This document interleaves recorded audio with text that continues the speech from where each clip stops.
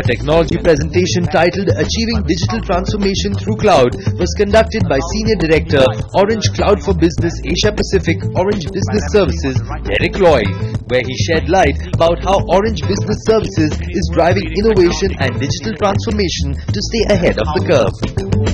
IT is no longer just managing the systems, the servers, the exchange that's powering the internal productivity.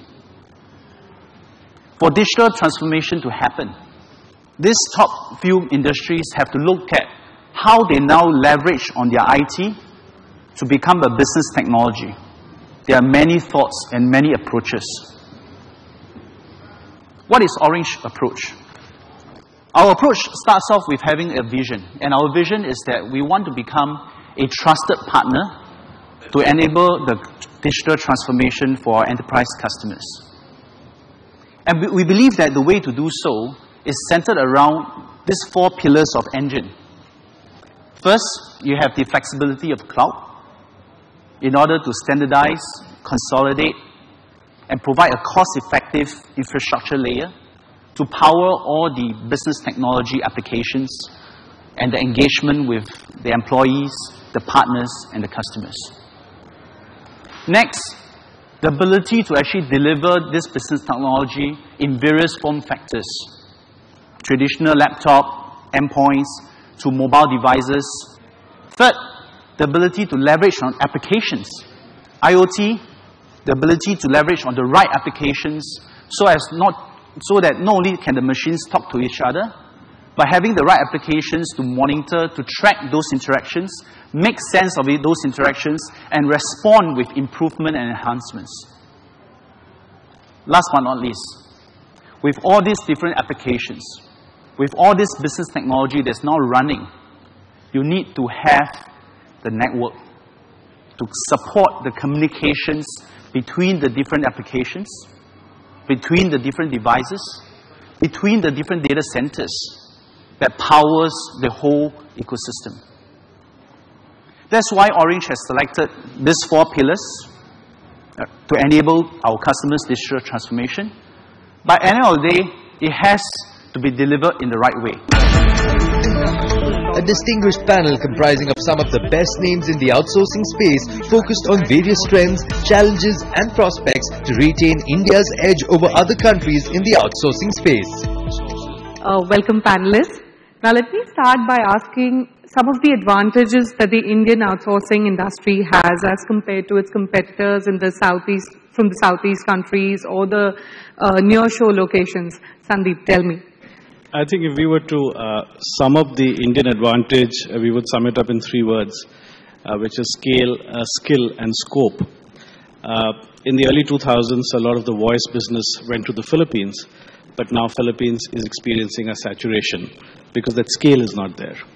If you look at skill, particularly in the new services like analytics, big data, not every country, particularly in the Southeast Asia, have that kind of skill sets, certainly not in the numbers which are required for a client. And the third is scope. I think Indian outsourcing providers have done well in moving up that value chain and increasing the scope of work. Also, Rahul, would you like to add something here?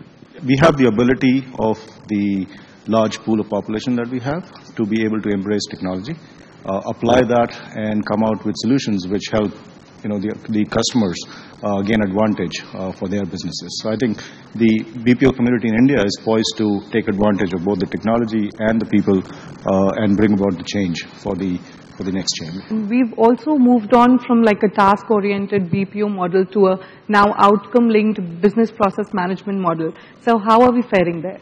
What's happened is all the repetitive tasks can now be technology-enabled.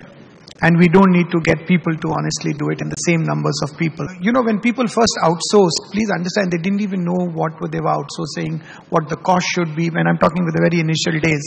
But people learned it over a period of time. And as knowledge gets gathered, people say, okay, like in every other part of work, today everything is outcome-based. Yeah. So I think outsourcing industry has also gone there.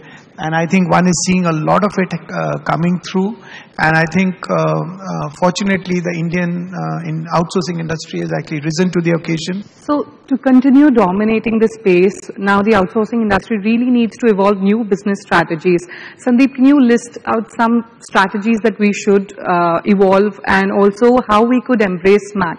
2/3 of India's population is below the age of 35. It provides you a lot of large pool of educated, skilled manpower and hardworking, dedicated people who are more well connected with the world, which was never the case, at least I remember, for 20 years back.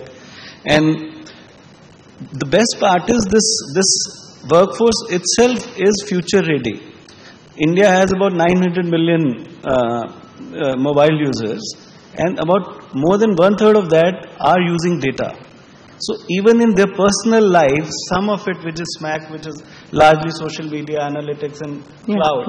So it's being used in some or the other form. So they are well versed with what we are getting into. Adopting SMAC and staying ahead of the curve is the new norm. But how can companies really reinvent themselves? One is the digital adoption, more the international market or some specific lines of business, which you want some of those to be implemented sooner than later. Second area is there are still, there's a classic ad sometime back of Maruti, I think. There's a huge technology presentation on how the Maruti car is designed and developed. And the potential customer asks, kitna deta hai? Which is still on the mileage, how much it will give.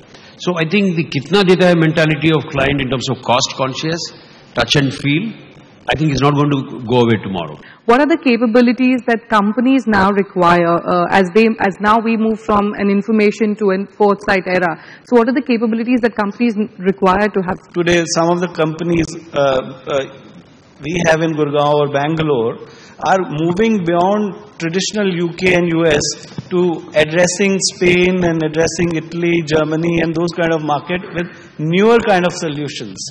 So SMAC is it's a reality. It's no longer a fad that you need to be there. So your conversion to data, your conversion to all of that, I think, and more importantly, stay relevant. How do you stay relevant to the customer in his changing needs? Now I would like to share some facts here. Even though cloud adoption is on the rise and only 60% of clients spend less than 10% of their IT budget on cloud, and 71% spend less than 20% of their IT budget on cloud. Now, what is holding them back? Is security, regulatory issues? What's the problem here? Companies have a dire business need, move quicker. Companies where they have built humongous hierarchies and have big budgets to survive will probably take longer time. But clearly we are seeing it in the small and medium enterprises, more as a business need, moving into cloud. We have adopted cloud for a lot of our processes. And I think there is a clear appreciation, understanding all around build. The question is, how do we break those top 10, top 100 big monolithics to follow? I'm sure they're already on the job of convincing them. But I think it's a matter of time.